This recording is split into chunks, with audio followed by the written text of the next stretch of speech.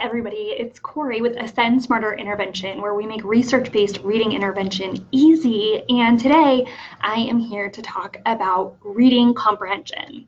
So all month long, we have been talking about the 5 core components of literacy, and today we're talking about the last of 5. So one of the things that we want to keep in mind is that comprehension is the most important of all 5 components, because our end goal of reading is to be able to have comprehension. And yet sometimes it feels like comprehension instruction kind of falls off entirely.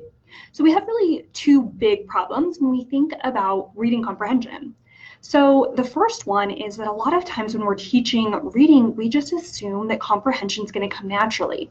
So as soon as students are able to decode and they can actually read the words and they have fluency, and hopefully they've got strong enough vocabulary, we assume that they're just going to be able to understand. And so we don't take time to explicitly teach comprehension strategies. So that's a big problem, number 1. And then number 2, another problem is that sometimes if we do recognize, like, hey, comprehension is the end goal, oftentimes what that means is that we're leaving out all of the other core components of literacy. So we're leaving out phonological awareness instruction, we're leaving out phonics instruction, we're leaving out fluency and vocabulary instruction, and we're just really relying on more of a whole language approach, or just sort of a use your background knowledge and use what you know to be able to comprehend. And sometimes what happens, especially for our struggling students, is that they can't do that automatically. And so they actually need explicit instruction in comprehension. It's super duper important. So what we need to make sure that we're doing is we need to make sure that we are explicitly teaching all of those foundational skills. So all the skills that we've been talking about, again, phonological awareness, phonics, and reading fluency, plus vocabulary. We'll hit on that a little bit more here in a minute. But we need to make sure we're explicitly teaching those pieces, and we need to make sure that we're explicitly teaching comprehension as well. So what we have really come up with is this idea that there are 5 big pieces of comprehension. So even though we're talking about the 5 core components of literacy, there's a big 5 in comprehension as well. And this isn't all inclusive, but if we can make sure that we're hitting on all 5 of these areas, we can be pretty sure that we're going to be giving our students the exact explicit skills that they need to be successful as comprehenders. So the first one is to be able to identify main idea and key details.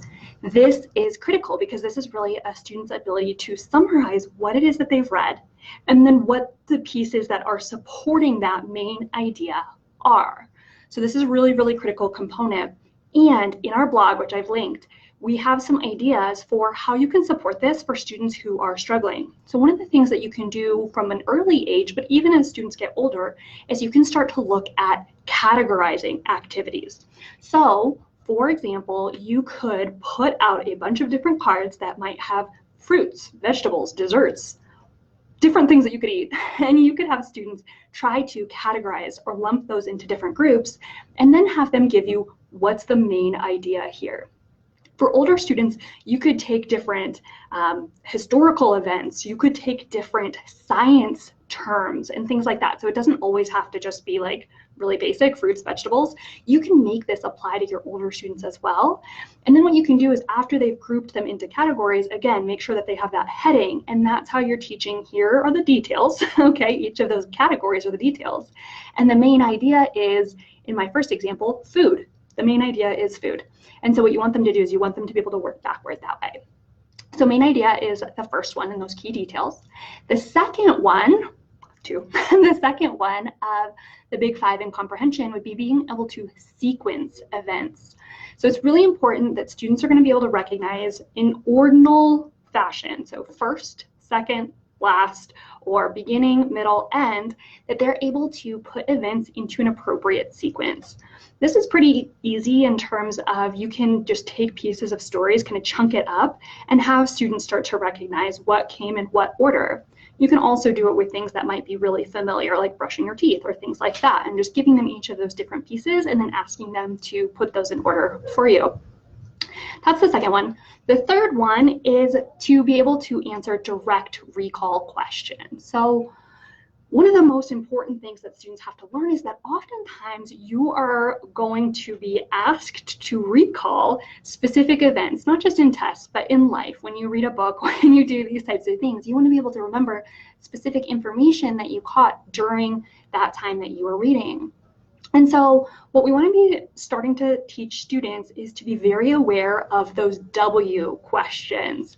So specifically in this case, who, what, when, where. We can get into why a little bit later. Why can be a higher level comprehension question, but definitely who, what, when, where are really good for direct recall. One of the best things that you can do is you can start to color code this for your students so that they have a highlighter, and anytime they come across that who, what, when, where, they can start to highlight that information, and that can be really, really helpful for them as they get into upper grades and they have to start learning to annotate their text. They can start to pull those same color coding strategies all the way through. So that's going to be our direct recall. Then what we want to look at is inferences and making predictions. So this is one of the highest level comprehension strategies that we have. This is when you're moving beyond just what did the text give you, and you're having to take your own background knowledge, your own prior information, and layering that in. This is a high level skill and it can be really challenging for some of our students, so it's important to recognize that. We have some really fun ideas for you in the blog. Again, go check that out. But again, one of the things that we know is true for this is that students may need a lot of repetition because this may not come natural to them. And so they might need a lot of repetition with text that's going to provide this type of question. The other thing you can do is you can play some fun games. So consider 20 questions. 20 questions is a great way to start to provide some of that inferential information and have students try to draw conclusions or try to make predictions about what you are, who you are, based on the clues that you're giving. So that's a really great way to help build that inferencing and that predicting ability. And then the fifth one of those 5 big comprehension strategies that we've layered into the 5 core components is being able to detect unfamiliar vocabulary. So this feels like we're cheating a little bit because we talked about vocabulary a couple weeks ago. So if you missed that, definitely go check that video out. It's really important that you've provided a framework to your students to be able to comprehend information. One of the things that we like to do is we like to use a graphic organizer to make sure that students know how to define words appropriately and that they know what to do with those definitions so that they can start to self-monitor. Do I really know this word or do I think I know this word? And really what a lot of our students do, I don't know if you've ever seen this, but a lot of our students will say, well, I know what it is, but I can't think of it, I can't define it, or I can't talk about it. It's like, okay, because you don't have a framework to be able to give me the information that you know. So either 1, you're telling me that you know what it is and you don't, or 2, you truly do know what it is, but you just don't have the words to be able to articulate it. So once we give students that vocabulary framework, we can start to quiz them a little bit on, do you know this, do you not? So that eventually they can start to quiz themselves on, do they know it or do they not? Because the bottom line is that if we're missing a bunch of words, if we've read and we don't know what these words mean, we may be losing a good chunk of that comprehension of the material just because we've got some words that we don't know. So it's really critical that we're able to start to identify that right off the bat. Oh my gosh. Okay, so that's a lot. So again, this isn't like all-inclusive. It's not all of the comprehension strategies that you would need, but for us, it's the big 5 in comprehension. And if we can at least get them going on those big 5 comprehension strategies, we should be in a really good place to be able to comprehend a bunch of the different types of literature and genre that we're given as part of the 5 core components of literacy. So if you have any questions, feel free to drop them in the comments, or you can feel free to check out the blog for more information. You can drop comments there as well, and we'll be checking back in. Can't wait to hear how it goes.